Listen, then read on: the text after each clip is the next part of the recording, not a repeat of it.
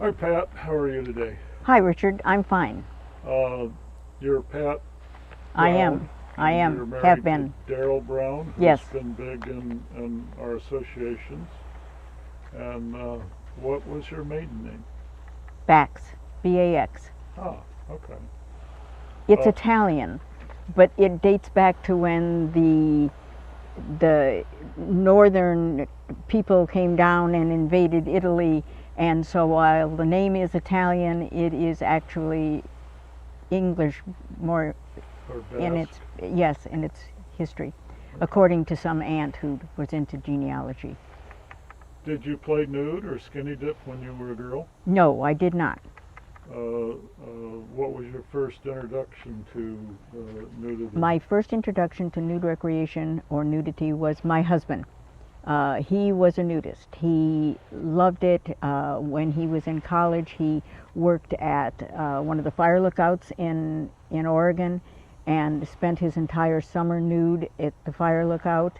And when we moved back to Portland, we went out to Rooster Rock, which is a nude beach on the Columbia River.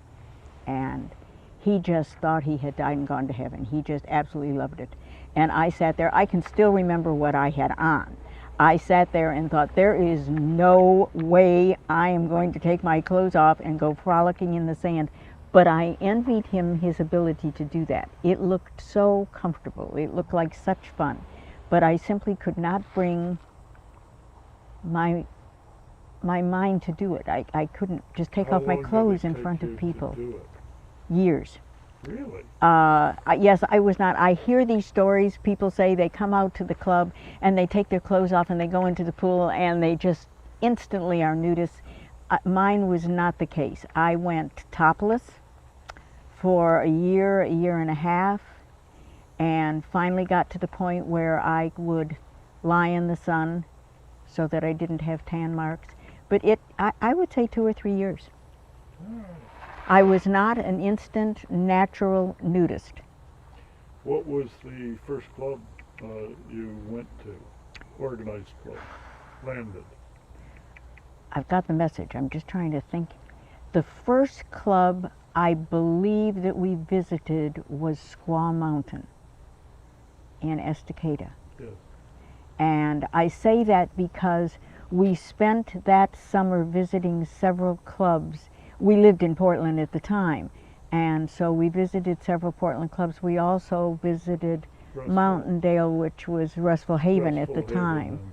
But I think Squaw Mountain was the first one. Okay. And we visited Bronson, which is in Washington. Right. And then came down to the Willametons. I was working in a print shop.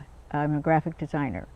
And I was working in a print shop, and the print shop printed the Russell Haven's newsletters. And that's where we found out about the clubs, and from there we found out about the Willametons down here. And so we drove down and spent a day down here, and I loved it. I mean, once I had visited the Willametons, it was the landed club of my choice in this area. So it was the first club you joined. Yes. Do you remember what year that was? Or Nine- how long ago? Yes. 1984. Okay. Because the Willametons was hosting the Anner Convention, and they gave us a tour, and they told us not to come back until after the convention because they were busy. Oh. That wasn't nice. Well, it wasn't that they were rude about it. It was just that they were truly very tied up in getting ready for the convention. Okay. How long was it before you joined the Willametons? We joined that year. We joined right away. And you have children. I do have children. We have children. Did they come along with you in No. those days? No, my children were in their college years. My children were grown, although they were still living at home. Mm-hmm. And I'm trying to think, they visited. I mean, they came down with us a couple of times, but it wasn't anything that they were particularly interested in. They went to Rooster Rock with us a couple of times too, but it wasn't something that they didn't object to it. It just wasn't their thing. Now, your daughter lives next door. She does. And has for some time. Yes. Yes. All three of my three children have no problem with it. My son rarely comes down. My son has a congenital birth defect and he's very self-conscious about it, and he won't get nude. And Daryl's three children have all been down here. None of them have ever joined. My two girls are members, but they're very open to it. Okay. How about siblings or close friends? How did they feel about it?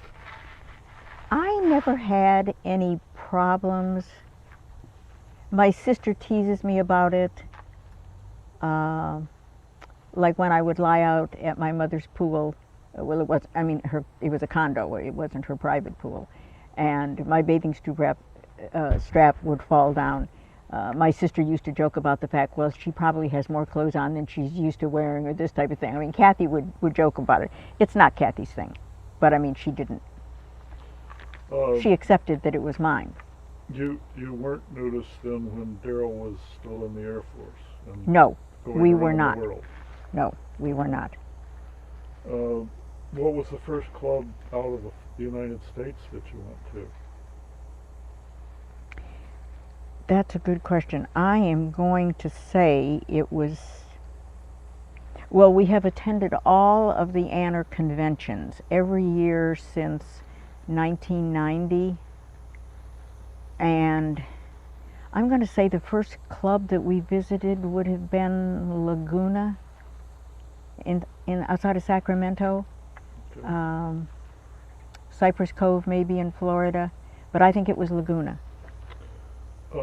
When did you join ASA or Anner? I joined Anner when I joined this club. This is a 100% Anner club, and they require Anner membership, as they should. I think that it is I think that it's our responsibility to protect and support those things that are important to us. And if nude recreation and the future of nude recreation is something that is important, then I think that it is just as important that we support it by being members through not only our voice but through our dollars. Do you recall what the culture of ASA Anner was at the time? You know, yes and no. I'd like to say that it's changed, but I don't find a big change in it. It changed from a long time ago. I mean, you go back into the 50s and the 40s, and yes, you know, people would pick at the gate, and what we were doing was very wrong. But by the time I joined, that element didn't exist. It was as accepted, I think, as it is today. What I did find different was the traveling. Today we seem to belong to a club and we stay there. We put larger units on our sites at clubs, and it isn't just the Willametons. I know that you can see this here, but it is that way at most clubs. And so we're not doing the traveling, where when we first joined the Willametons, a group of us, you know, 3 or 4 couples would go up to Bronson, or we'd go to Restful Haven, and we'd spend the weekend and we'd attend their events, and they'd come down and attend ours. So there was a lot more camaraderie between members of other clubs, rather than this is the club I belong to and this is where I go and these are the only people I know and the only things I do. That is a pronounced difference from when I first joined. Do you recall what the relationship was to ASA and Anner as opposed to what it is now? I'd love to be able to analyze a big difference, but I don't see a big difference. I know that there are some people who feel that Anner is there to support the big clubs and is not as interested in its members. But I never was somebody that could jump on that bandwagon and say that, per se. I think that supporting the large clubs and being there for the large clubs helps encourage members. I mean, if we're going to have members, we have to have a place for them to go. You can't just say, come out in the woods with me and look at a tree. You need the facility, you need the pool, you need the cafe, you need the lounge at night with the bar, with the DJ, with dances. We need to be able to give our members something, and so therefore supporting and protecting large clubs that provide that for members is something I think ANR should be doing. I think that it's right in being in the business of helping big clubs. Can you talk a minute about what ANR's relationship with members, particularly members who got into trouble, was?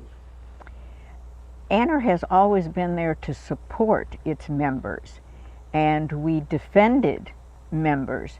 Now, when you say got into trouble, that's a pretty broad thing there. If you're talking about, I mean, for example, we had a member who was arrested because they felt that he was doing inappropriate things with her daughter. It was not his child it was his child by marriage. It proved to be very much not the case, and ANR hired a lawyer and supported him, saw him in court, and protected him. And in fact, ANR has always been there to do that with members. It's part of why we pay dues. That's exactly what my question It's aimed at. very much one of the things that ANR provides its members, is that protection when falsely accused. What caused you to become more involved in the governance of Willie's, of Northwest Association of Nude Recreation, and of the American Association of And Nude that's Recreation? exactly the progression it took to what you're explaining, from the Willies to ANR Northwest to ANR. I have always believed, well, for one thing, I've always been a person that got involved in things that they believed in. I mean, if this was something I was interested in, it's something I wanted to do, I wanted to learn more about it, I wanted to be more involved.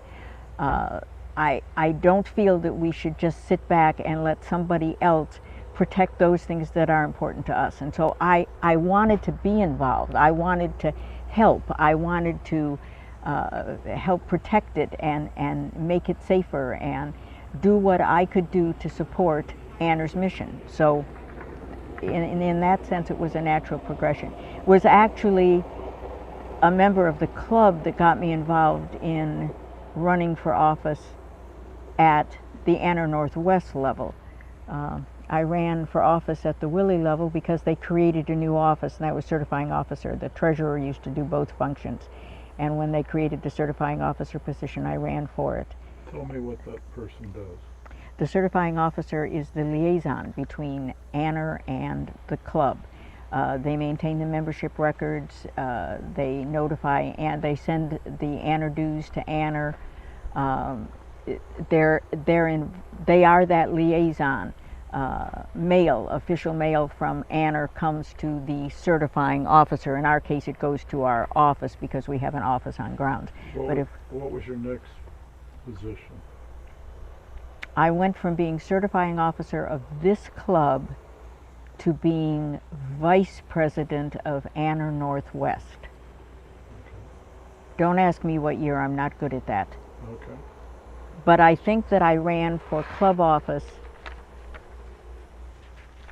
in the very early 1990s. Okay.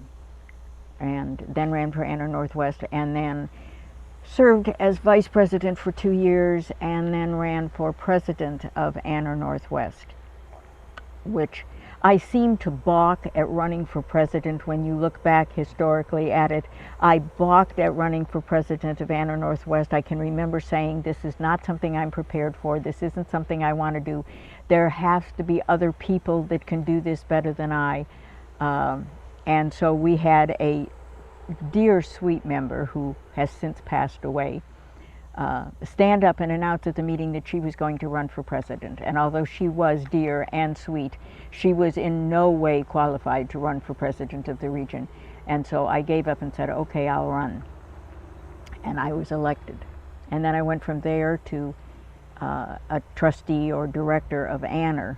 This region elected me to represent them on the ANR board, and then to running for ANR president.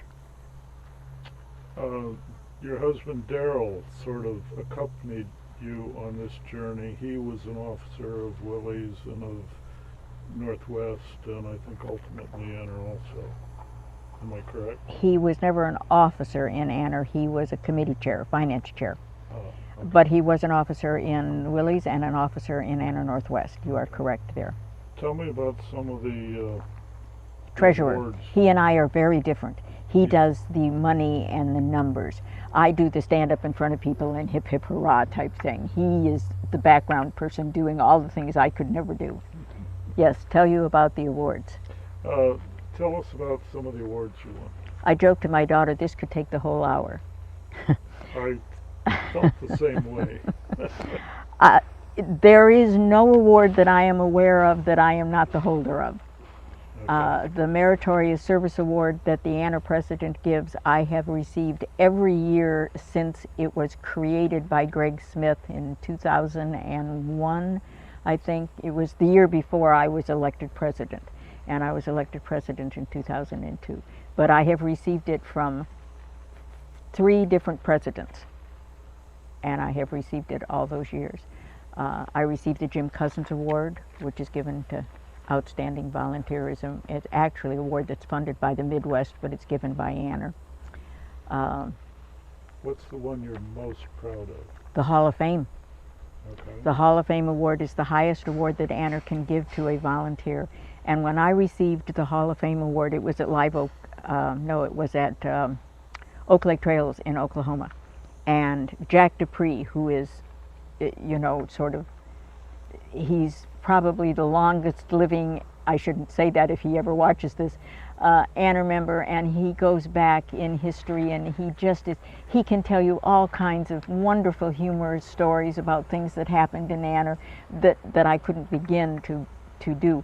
But he and his wife were sitting at a table out in the audience when I received that award, and after the whole ceremony was over, I walked up to him and I said, I have never received an award that just surprised the hell out of me. I mean, you're always pleased and proud when you are given an award. I mean, when somebody recognizes what you've done as a volunteer, that's a very pleasant thing. So when I say I never received an award that I didn't expect, it isn't that I'm sitting there in the audience expecting the award. I'm sitting there in the audience saying, I could have won that award. I'm eligible for that award. I could get that award. So when I received the President's Meritorious Service Award or the Jim Cousins Award or Newsletter Editor Award or anything else, you name it, it was not shock and awe. It was pleasure, but nevertheless a certain amount of expectation that I would be eligible for that. But when I received the Hall of Fame, I told Jack, I said, I don't get this award. This award goes to people like you, people that have been around. I mean, there's only 3 or 4 living people that hold this award, and I'm still alive. But so it was a humongous surprise.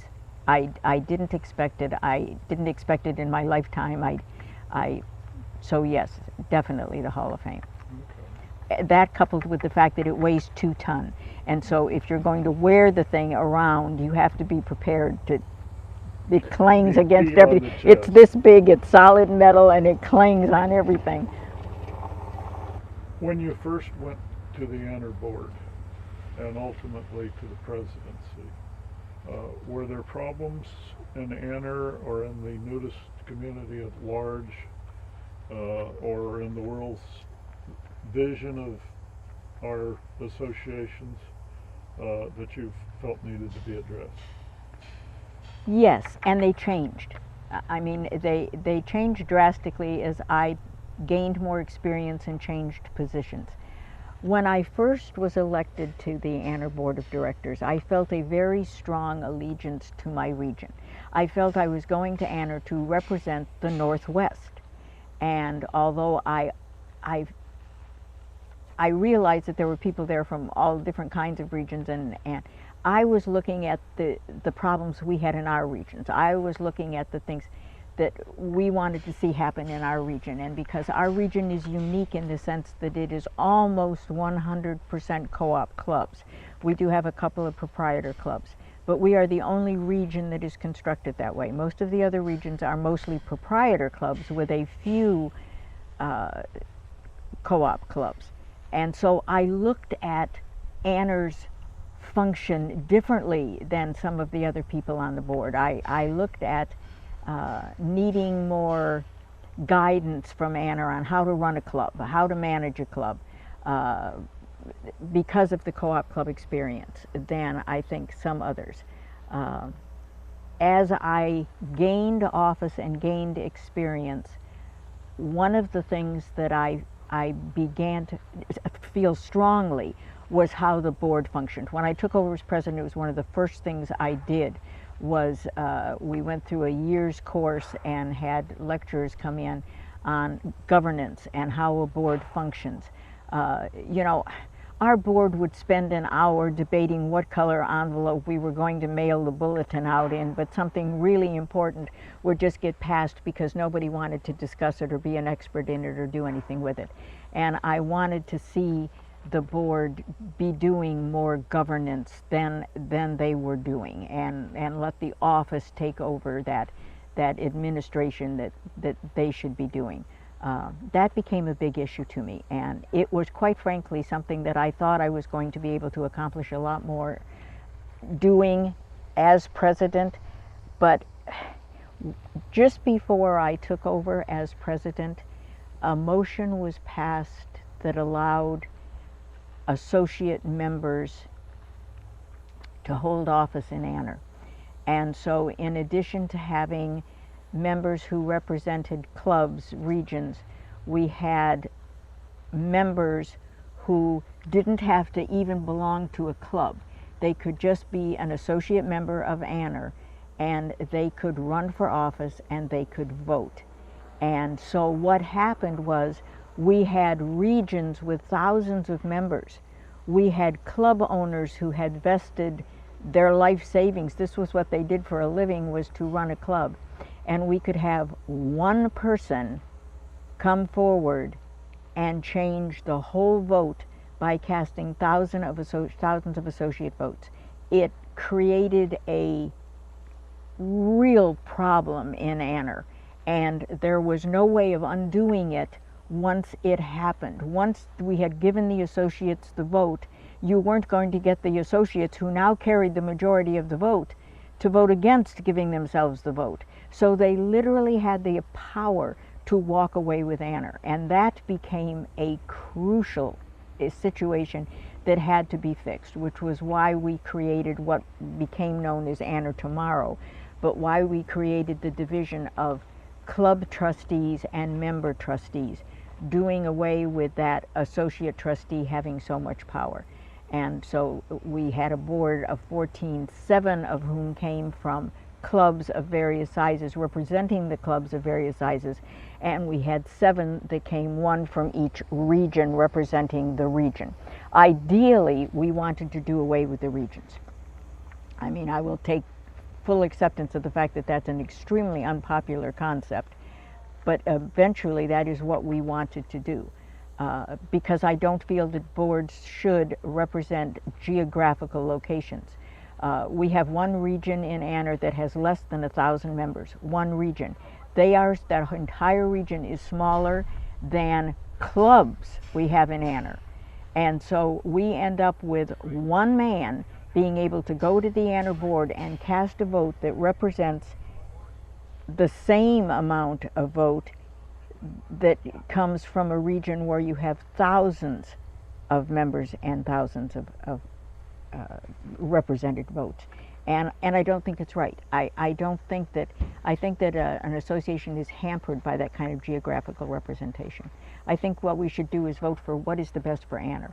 We should want to see what is the best for Anner, what is the best for nude recreation, what is the best for you and I to be able to enjoy the future of nude recreation, not what is best for the Pacific Northwest because we happen to grow big green trees, or Florida because we happen to have palm trees and a lot of big clubs. I think that it's what's best for nude recreation, and so I am a strong supporter of the elimination of geographical representation in regions. But that was the kiss of death. It would have never, Anner Tomorrow would have never passed if we had tried to take geographical representation out of it. So that's how we ended up with, and quite frankly, I think that's why I received the Hall of Fame. That's how we ended up with the member vote trustee and the club trustee. What do you see that still needs to be done at the Anner level? Doing away with geographical representation. That you think is the biggest issue? No, I don't think it's the biggest issue. I think that what has to happen, and if somewhere in there you're going to ask me how to do it, I'm going to plead, I have no idea. I think what has to happen is the acceptance of nude recreation. The other day on television, I mean the other day, 3 days ago, maybe not even that much, on ABC News, because I think that's what I listen to in the morning, they had this little thing on Biden, Vice President Biden, who swims in the nude in his home here in Washington, D.C., and in his home in Delaware, I think is where he lives. The Secret Service being uncomfortable with this, especially a female Secret Service agent. And I was left with the, oh, tell me another one. This is a Secret Service agent who happens to be a woman, and she is offended or bothered by the fact that Biden swims in the nude. And it wasn't just that, it was what the reporters did. It was the little giggling that went on about the fact, well, I can sure see how she feels. I don't think I'd like to see him in the nude either, you know, blah. And it's like,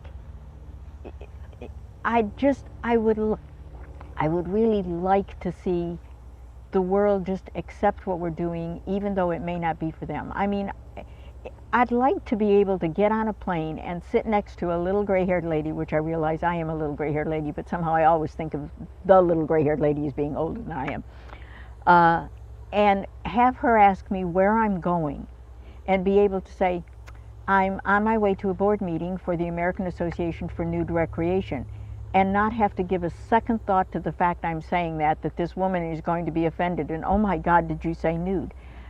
It isn't that I want her to have to come with me. It isn't that I want her to ever enjoy nude recreation. I just would love to see it get to the point where what we do is not laughed at. What we do is not, well, you know where she lives, it's out there.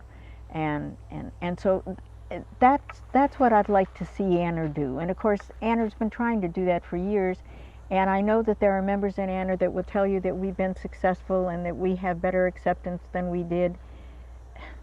But I'm not going to jump on that bandwagon. I don't see it. I may see it among officials, county commissioners or this type of thing that have dealt with the clubs and know they haven't been problems, and the Chamber of Commerce, where you're a part of the community and you're supporting the community like other members of the Chamber of Commerce. But I don't see it with my next door neighbor.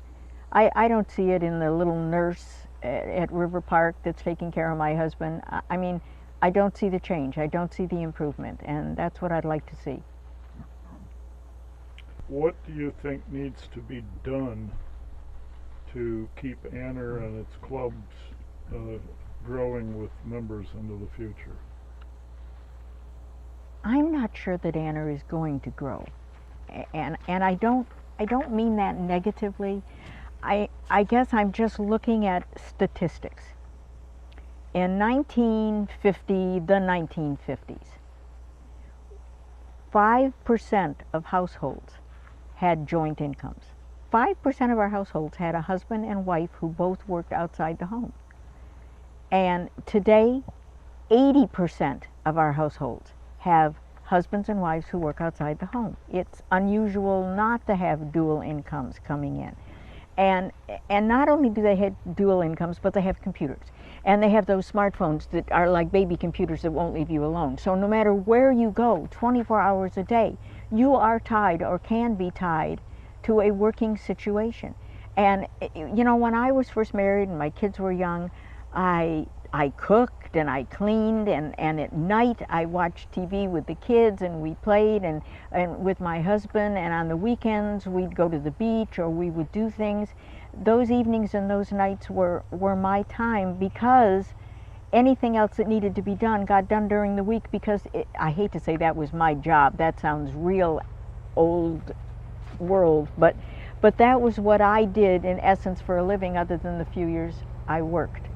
It allowed us to have a lot more discretionary time. So on Wednesday night, if I wanted to go to a meeting, or if I wanted to volunteer for the PTA or the garden club or whatever it was, I had the time to be able to do these things. I had the time to play Officers' Wives Club bridge. I had the time to do all this. Today, people don't. They don't have the time. So when you talk about growing Anner, where are you going to get the people that have the time to be able to commit to something, and I don't care how much they believe in it and how much they want to see it happen, it's a matter of time. They just don't have the time. When they say, I don't have the time to volunteer, ARP is having the same problem with its local chapters. ARP as an association is getting bigger because we've got a lot more older people who support ARP because ARP supports us. But the local chapters that do all that work, those local chapters are dying. They're going out of business because they're having exactly the same problem that ANR is. We just don't have the people to volunteer. And that, and I think that ANR is, oh, how do I put it? It needs to be able to specify its mission. I think we are trying to be too many things to too many people. Years ago, the AMA had 75% of all physicians belong to the AMA. Today, less than 25% of physicians belong to the AMA. Down to 5%. It could be. But it's because there are specialties. There are rheumatoid arthritis specialties, and there's all these little specialties where they can get exactly what they want without belonging to the greater thing.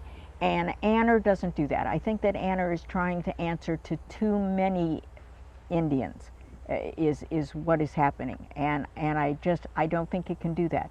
I think we need to specify our mission much tighter. I think we need to close in on what we're going to do and who we're going to represent and how we're going to represent them, and stop trying to be everything to everyone. We cannot represent members and clubs and do everything that everybody wants us to do and do it effectively and efficiently. I don't think. But that's just one opinion. How do you, and maybe you don't want to answer this on tape, how do you feel about the movement to bring the Naturist Society together with ANR? Seems to be gaining momentum. It seems to be gaining momentum, and I'm not crazy about the idea, but I'm not crazy about the idea because of some personalities involved, and that's very unfair. I need to get over the involvement of certain personalities. But I think one of the problems goes back to what I just said. I think we need to narrow our mission. I think we need to narrow what we're going to do. Yes, joining forces with the Naturist Society would make us bigger, but I don't know that it would make us better. And I truly mean I don't know. On the surface, it sounds like a great idea, but I just somehow think that tightening in and being able to answer the needs of a select group of people effectively is better than answering the needs of a large group of people ineffectually. Do you see that, or do you feel that bringing them together would strengthen GATT and the defense of our nudist rights through one pool of resources? If GATT was where we chose to go, if GATT was where we chose to take ANR, if that was the direction that ANR went, then having a larger pool of people so that you could go to some congressman or some senator and say, we represent 200,000 people or 85,000 people rather than 35,000 people, and have that be more effective, well, then yes, that would be. And is that where we want to go? I don't know. I'm not saying that I necessarily think that we want to take ANR in the direction of GATT. I don't necessarily want to jump on a bandwagon just because the world jumps on it. I don't jump on the youth bandwagon either. I'm that red ant out there that doesn't feel that the youth are our future. Obviously, the youth are our future. I mean, if we don't get younger people involved in ANR, we won't have an ANR, but that doesn't mean we have to have younger people involved in ANR that are younger today. When I joined ANR, I was in my 40s. When my daughter joined ANR, she was in her 40s. Our most effective members as far as participation and activity goes seems to be those people that are in their mid-40s or early 50s, in that age group. And so in that sense, to me, yes, those youth, those 45-year-olds are definitely our future. I mean, obviously you and I aren't our future. We're going to die off the vine and somebody else is going to come along. But I don't think kids are our future. I'm not buying that. I'm not buying that little children running around or 20-year-olds are necessarily our future, because I don't see them joining. I see a lot of money and a lot of effort being put in for years and years and years trying to attract young people. But it isn't what we're about. We bore them to a greater degree than. Okay. And I do think that you know, if I could wave a magic wand, I would like our future to be involved in GATT. I would like to be able to protect. But where I'd like to see ANR go more than anything else, like I said, is the acceptance, the understanding. I'm not personally so worried about government affairs, which I think is a terrible name, by the way. It used to be GASP, and we got rid of that because GASP was definitely not a good, and ended up with GATT. But I don't think most people know what government affairs is. I wish it had a name that was perhaps more descriptive of what we do. But I'm not sure that I'm not sure that that is necessarily where ANR wants to go. I don't see the big problem in government affairs. It used to be that we had much more of a problem with anti-nudity bills and testifying and doing all of this. This has not been a big problem in the last several years. At this point, I realize we need to be protected and we need to protect our members.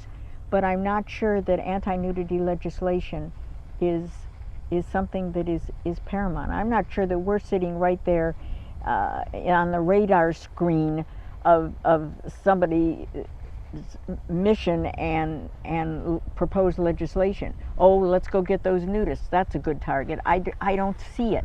Do you feel that that the protection of a wife or a husband in a divorce custody battle, and one of them attacks the other as, oh, she's taking my child to a nudist resort and exposing her to things that are inappropriate, protection of those people, do you see that as a GAP function? I see that as an ANR function. And if you want to put it under the greater auspices or the greater umbrella of GATT, yes. But I look at GATT as more legislative. I do too. How would you feel about GATT being called protection of nudist rights? I'm not sure that I like protection of nudist rights. I like the fact that GATT is an easy thing to say. I just don't think government affairs necessarily, perhaps legislation or something in there. I don't know. I haven't given thought to what I would like it called. Do we need to reach out to do more with Canada? I'm going to say no, but if you're talking about government affairs, it is not my strong area of expertise. I mean, I never served on the GATT committee, other than as an ex officio member. There are other associations that represent Canada. We primarily represent Western Canada. The middle of Canada and the eastern half of Canada are represented by other associations. And from time to time there has been discussion of absorbing Western Canada. It's small, they couldn't find a place to hold their convention, they don't have enough members to be able to really effectively do anything. And absorbing them into ANR Northwest as a region of ANR would be a good fit, is what people say. And that has happened in other regions. In the Midwest, there are some clubs that are Canadian clubs that are part of the Midwest Nudist Association, and the same in the East. I think most of them are in the Midwest. I'm going to say that, and it could be wrong. The problem with it is how Canada feels about it. We as Americans are very accepting of Canadians. We think of Canada as being like us. We think of, they speak the same language, they think the same things, they eat the same food, they're like us. Canadians don't feel that way. They don't have the same mindset. They feel very strongly their Canadianism.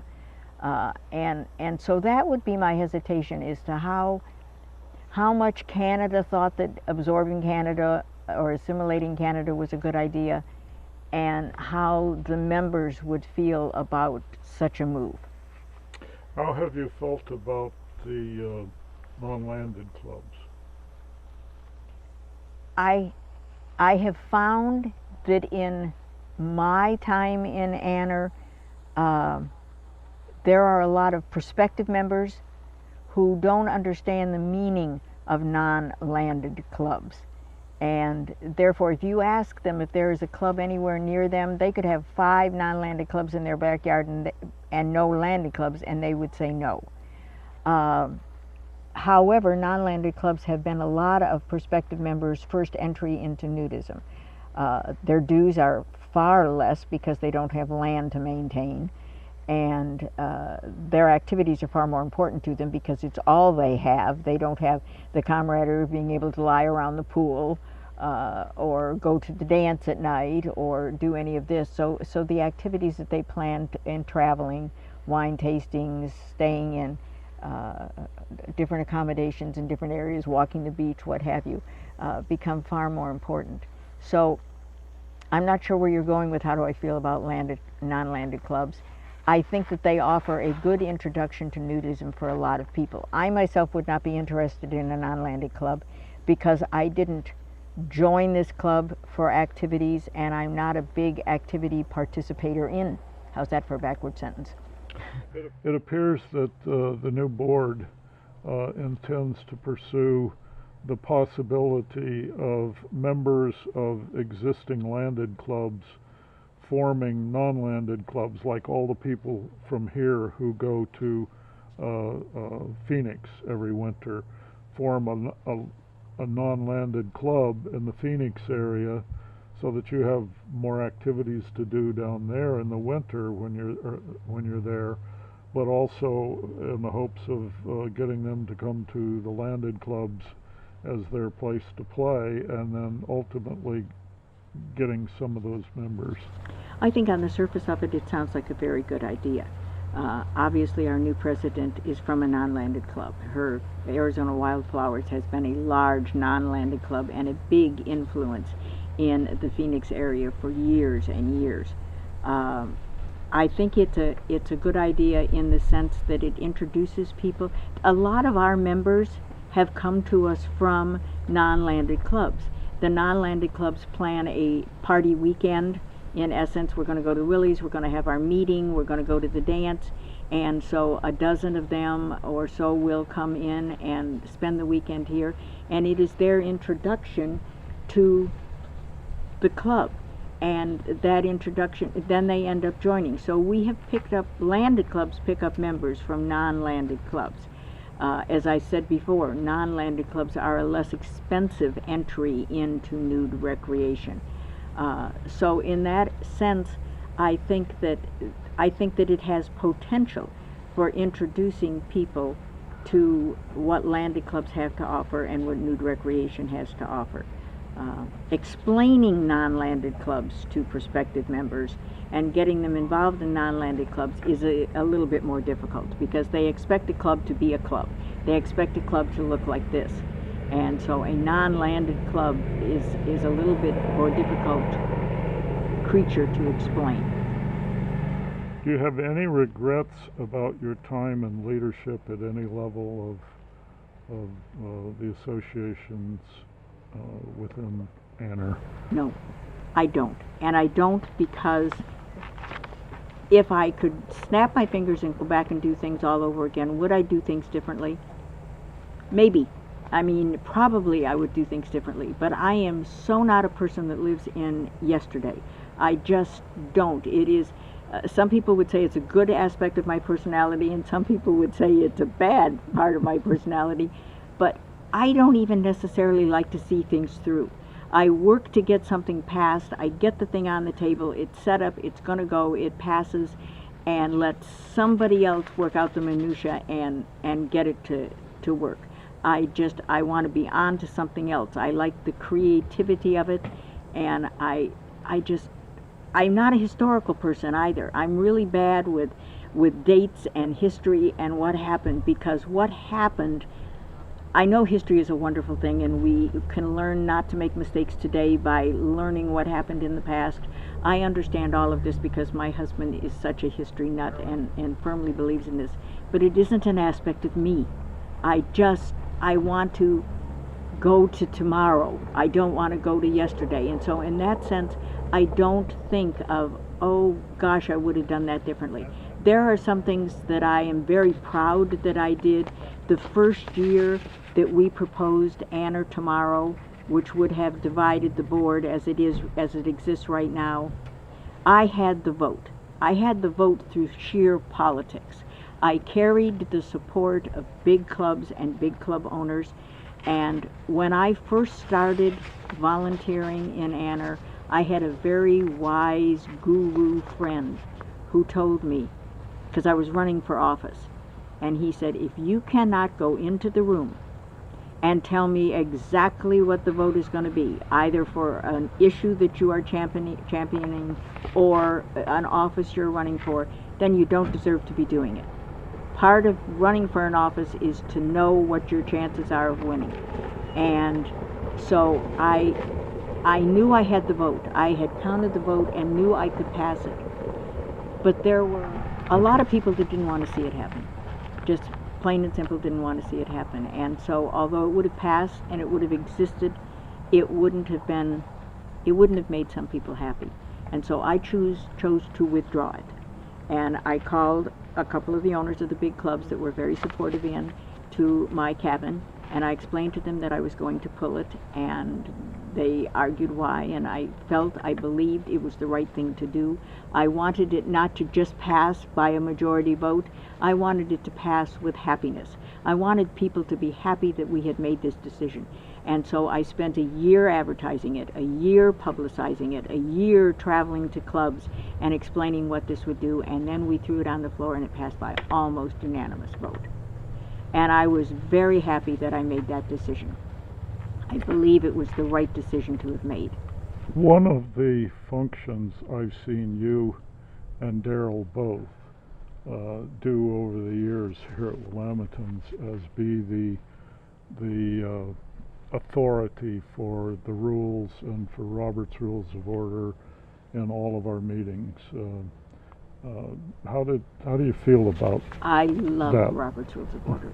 Anybody that plays bridge or chess has got to enjoy Robert's Rules of Order. It's a game.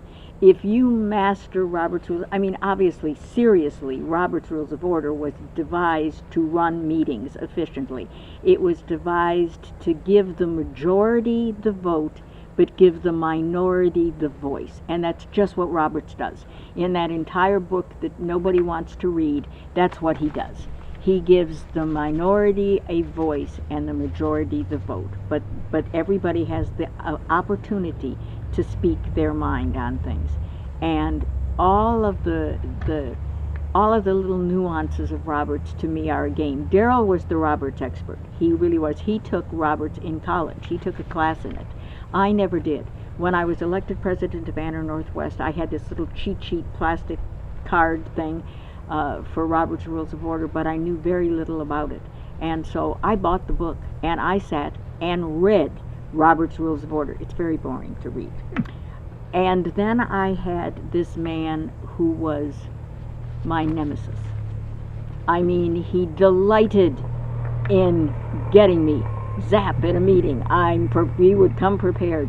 And so I knew that he was going to be there. I knew what he was going to do, and so I would research that whole element of Roberts so that I knew it backwards and forwards. Once I actually went to him prior to a meeting, and I told him, you are going to challenge my ruling. And when that happens, this is what I'm going to do. And when I do this, this is what you can do if you want. Read it. Before you stand up and challenge my ruling, you read that. And he did. And we used to play games. Oh, God, we really didn't like one another too much. But we had a lot of fun playing Robert's Rules of Order games. So yes, I think Robert's Rules of Order is very important. I know a lot of people think that it's a bunch of minutia and it just takes up time at a meeting, but it doesn't. If you follow it, things go much more efficiently. I know you're comfortable in your own skin because you were very upset that you couldn't be nude in this interview. Well, not very upset would not exactly No, that's describe too it. strong. It was just such a gorgeous day, and I see everybody wandering around in the nude, and I'm sitting here dressed, and they're thinking, okay, she's fully clothed. It would be so comfortable not to have, but this is pretty loose. It's not, I can't complain too much. What is it about Willie's that's made it so popular that it's the largest club in the Northwest? You know, that is an excellent question. It is really an excellent question because it is by so much the largest club. We are 100% again, almost 100% again, the largest club in this region. And you can't say it's because we have wonderful trees, because every landed club in the region has beautiful trees. What is it that makes this club so uniquely popular? I think part of it is the fact that our members have always been able to work together for the Willamettans. You go back as long as I can go back, which is 1984, and there are certainly members that can go back further than that. We have always worked together for the club. You have members and you have cliques, but you don't have warring factions. You don't have, we're going to get rid of her and her husband and the whole group that they represent, and we don't have that here. We all work together to accomplish things. We've always worked together for the good of the club. And even though there have been some minor disagreements, oh, I think we should serve hard liquor in the bar. No, I don't think we should serve hard liquor in the bar. I don't like the name of the new cafe. I like the name of the cafe. But we all work together.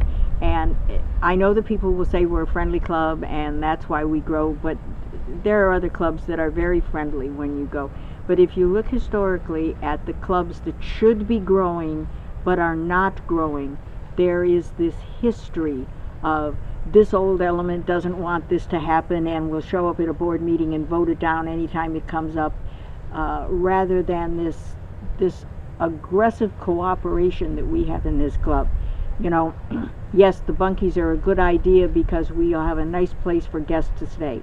I mean, anytime we wanted to enlarge, almost anytime we wanted to enlarge, progress, improve this club, our members have been in favor of it. Anytime you talk about increasing membership, our members are in favor of it. Not, well, what element will this bring in? Or we just want this or we just want that. It, I think, is the cooperative element that this club pursues that has been responsible for a lot of the growth. Can you speak to the growth in our facilities, how that came about?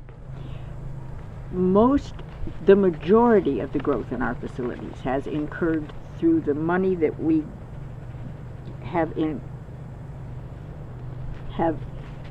gained by hosting conventions. This club has hosted more Anner conventions and more Anner Northwest conventions than any other club. And because we are a co-op club, we do not have to pay for a lot of the labor that goes into preparing for a convention. We have the cooperation of our members who put sweat equity into everything we have, and because of that we are able, I mean, we built the pool, we built the tennis courts, we built sites, we have done a great deal of this through the money that we make from hosting conventions. And our members will spend a year working and putting together stuff and you know, not swimming in the pool or not playing pickleball or not doing something else to get this club ready for a convention so that we can afford the lodge, so we can afford the pool, so we can afford this type of thing. Wi-Fi. Wi-Fi, Willie Wi-Fi. It's a wonderful club, and it's a very pretty club too. I mean, one of the reasons that we joined this club was the lodge, the bathrooms. We have, I mean, the tiled showers and the bathrooms, and I never felt like I was settling for second class because I was going to a nudist club. And it continues to improve and grow and get better every year. Is there anything else you'd like to talk about, your lifelong experience in nudism and nudist organizations? I guess what is really important to me is the fact that this is a place where I truly feel comfortable. I feel comfortable nude, just physically comfortable without a lot of clothing on. And I have met and worked with and been associated with some of the greatest people I have ever known through nude recreation. I mean, even the ones that delighted in making my life miserable at the time made it a challenge and were just wonderful people. And I have belonged to a lot of associations over the years. I've been involved with a lot of, having been an officer's wife in the service and this type of thing, I certainly had my share of that. But I cannot think of another experience where I have met so many people that would just go totally out of their way for you. Years and years and years ago, when my husband was in the hospital, and they thought he had cancer, and it turned out not to be. But I came home from that hospital, and I had lived in this cul-de-sac in Gladstone for years and years and years. Not one neighbor showed up to see how Daryl was. I walked into the house, and my living room was full of willies, because they didn't want me to be alone if something went wrong. With Daryl in the hospital this time, it has been the same way. I have had more food. I should be gaining weight. I have had more food and rides and offers of help and anything else that I don't think there is a thing that I could want that all I'd have to do is just say something and I would have it. It has been a wonderful community. It has been a wonderful place to live. And so in that sense, everything that I have spent in energy, everything that I have given to this association over the years by volunteering has come back to me many-fold by the people that I have met and been associated with.